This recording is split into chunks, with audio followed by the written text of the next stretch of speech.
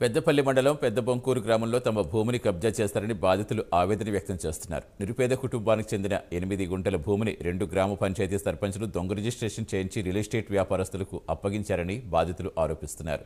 ఈ మేరకు పెద్దపల్లి జిల్లా కలెక్టర్ ఆఫీసులో ప్రజావాణి సందర్భంగా కలెక్టరేట్కు ఫిర్యాదు చేశారు.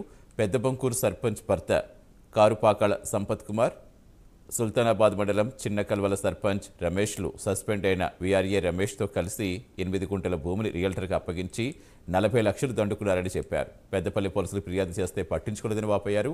తమకు అన్యాయం చేసిన వారిపై కఠిన చర్యలు తీసుకోవాలని, తమ భూమి తమకు అప్పగించేలా చర్యలు తీసుకోవాలని కలెక్టర్ను కోరారు బాధితులు.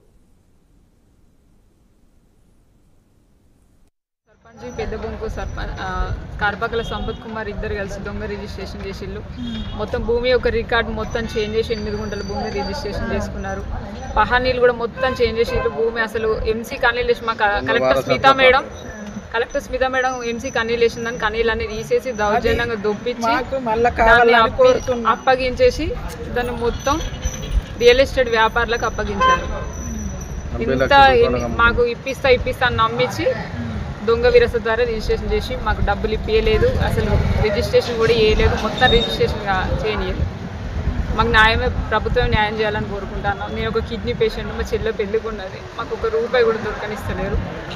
ప్రభుత్వం మాకు సీఎం రేవంత్ అనే మాకు న్యాయం చేయాలని కోరుకుంటున్నాను. నన్ను భూమిలో ఇరికిచ్చి ఇట్లా గోస పెడతాను రయ్యా. మా భూమి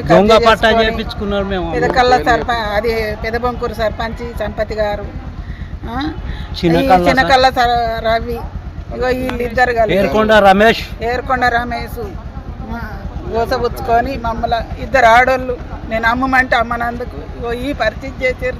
అయ్యా నాకు ఇద్దరు ఆడోళ్ళు, నా పెనిమిటికి నడ విరిగింది, నాకు కాలు ఎరిగింది, నేనేం పని చేయలేను. నా బిడ్డకి ఇక మాకు అదే జీవన ఆధారం పంచాను. చచ్చిపోతాం ఆ భూమి లేకుంటే.